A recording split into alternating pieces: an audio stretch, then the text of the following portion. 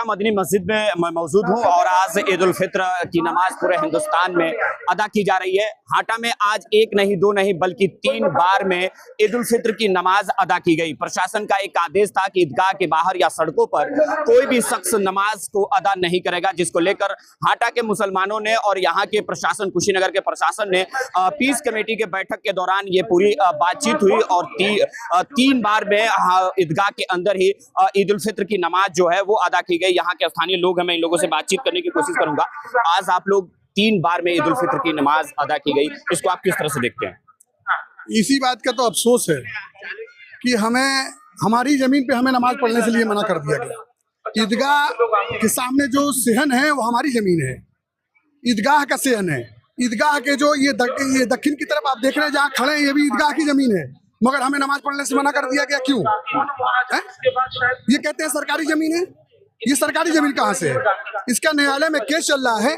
18 साल हो गया इनके अधिवक्ता किसी तरह का कोई साक्ष्य देने से रह गए, दे नहीं पाए साक्ष्य, और हमारे सवालों का जवाब नहीं दे पाए 18 साल तक। अगर इनकी जमीन है तो इन्होंने क्यों नहीं जवाबदेही दाखिल किया? 18 साल तक भागते रहे। पहले इन्होंने कहा कि 12 डिसमिल हमारी है, फिर उसके बाद कहते हैं कि नहीं हमारी 22 डिसमिल जमीन है। इनको खुद पता नहीं कि इनकी जमीन कितना है। ये खां साहब लोग की जमीन है, बुद्धू खान के नाम से ये जमीन है। बाद में किसी का नाम चढ़ जाता है। हमने सवाल किया कोर्ट में उनको बुला के कि आपका नाम कैसे चढ़ा? भाई, नाम चढ़ने का तरीका होता है, या तो आप बैनामा कराइए, या तो किसी ने आपको दान दिया हो, या तो आपको विरासत में मिली हो, मगर ये उसका शनाख्त देने से मना कर दिया, ना दे पाए। इसीलिए 2023 में एक्सपायरी ऑर्डर होता है ईदगाह के सेहन के नाम से। और कल तमाम प्रशासन वाले आए थे, एडिशनल एसपी साहब आए थे और एडीएम साहब आए थे और सीओ साहब थे, तहसीलदार साहब थे, हाटा के कोतवाल साहब थे, चौकी इंचार्ज थे।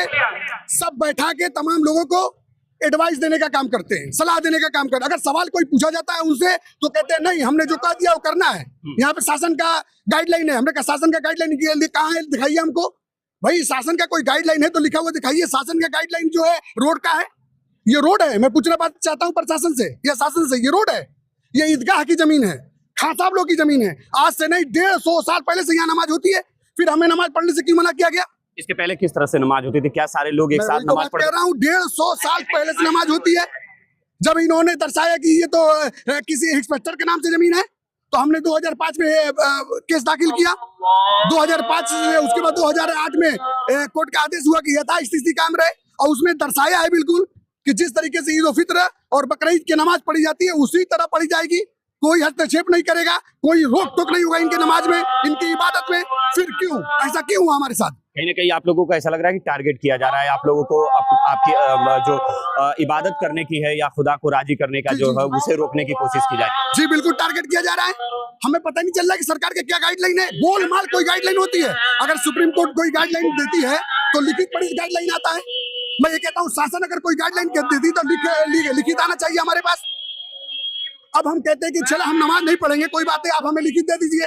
लिखित देने से इनकार कर दिया। भाई, आप कहते हैं नमाज नहीं पढ़ो, हम कहते हैं क्यों नमाज नहीं पढ़ेंगे, लिख के दे दीजिए। वो भी लिखने से इनकार कर दिया। अगर सच्चाई होती तो लिख के दे देते। इनकी जमीन कहाँ है? यहाँ पे कौन सा थाना की जमीन? कहाँ थाना की जमीन है? अगर इनकी है तो साक्ष्य क्यों नहीं जाके दिखाते हैं कोर्ट में? 18 साल हो गया, मैं बात कहूंगा 18 साल हो गया, इनके अधिवक्ता कोई एविडेंस नहीं दे पाए हैं। आज लगभग एक साल कितने लोग नमाज अदा किए हैं ईद उल फित्र की? ईद उल फित्र के तकरीबन तीसरी या चौथी मरतबा नमाज हो रही है। ये अभी समझ आई, भगदड़ मच गया, बच्चे दब गए गेट पे। ये कोई तरीका है? हमारी जमीन हम ही को नमाज पढ़ने नहीं दिया गया। क्यों? ऐसा क्यों हो रहा है? क्या हमें रहने का हिंदुस्तान में इजाजत नहीं है? किस बात का स्वतंत्रता है? किस बात की इंडिपेंडेंस है देश में? ये मेरा सवाल है। ईद की नमाज हमें नहीं पढ़ने दिया गया सही तरीके से। तो अभी हम हाटा मदनी मस्जिद में मौजूद थे और यहाँ पर ईद उल फित्र की नमाज एक नहीं दो नहीं बल्कि 3 बार में ईदगाह में नमाज पढ़ी गई है और यहाँ पर लगभग हजारों लोगों ने ईद उल फित्र की नमाज अदा किए हैं। एक बार फिर से मैं दिखाने की कोशिश करूंगा। पीछे आपको हाटा मदनी मस्जिद दिखाई दे रही है और बगल में आपको ईदगाह दिखाई दे रहा है और यहीं पर ये तीसरी या चौथी बार ईद उल फित्र की नमाज पढ़ी जा रही है। प्रशासन जो है वो पूरी तरीके से मुस्तैद है। सरकार का भी ये एक आदेश था आज से 4 दिन पहले, जिसपे राजनीतिक सरगर्मियां भी तेज हुई थी कि सड़क या जो विवादित जमीन है उस पर नमाज नहीं पढ़ी जाएगी। लेकिन वही मस्जिद पक्षकारों का कहना है कि यहाँ पर लगभग 150 साल से नमाज अदा की जा रही है और सभी मुसलमान एक साथ नमाज पढ़ते थे। ईद का मतलब ही यही होता है कि एक साथ मुसलमान ईद की नमाज पढ़ते हैं, ईद उल फित्र की नमाज अदा करते हैं और एक साथ गले मिलकर ईद की बधाई देते हैं। पूरे वीडियो में आपकी क्या प्रतिक्रिया है कमेंट बॉक्स में हमें बताइएगा। वीडियो को शेयर करिएगा। बहुत बहुत धन्यवाद। जय हिंद।